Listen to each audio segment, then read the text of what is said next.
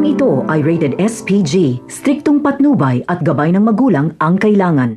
Wala talagang plano si Roberto at Miguelito na buhayin si Tanggol, kaya pinagulpi nila ito sa loob ng kulungan at ipapalabas nila ng mga preso ang may pakana dahil may mga atraso si Tanggol sa mga presong ito noon.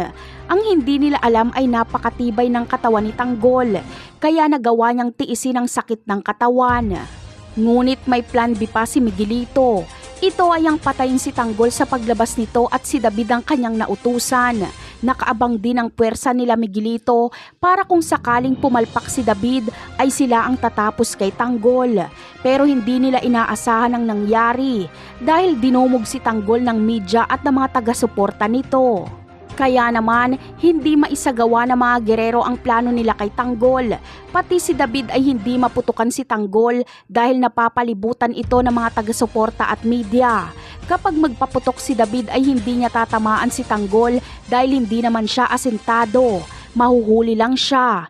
Pero kapag hindi niya naman pinutukan si Tanggol ay tatapusin naman siya ni Miguelito.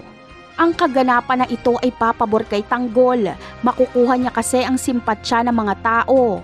Hindi pa man gumagaling ang sugat ni Tanggol ay aatake na naman ng mga gerero dahil ipapasugod ni Roberto kila Colonel Romero ang mansyon nila Ramon.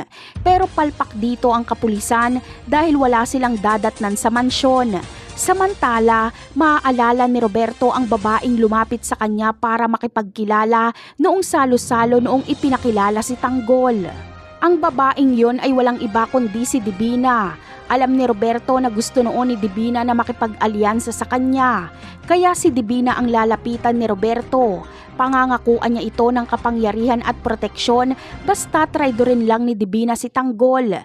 Kapag kasi si Divina ang magbunyag sa kalokohan ni Tanggol ay paniniwalaan sila ng publiko dahil partner ni Tanggol si Divina. Ngunit babaliktad kaya si Divina?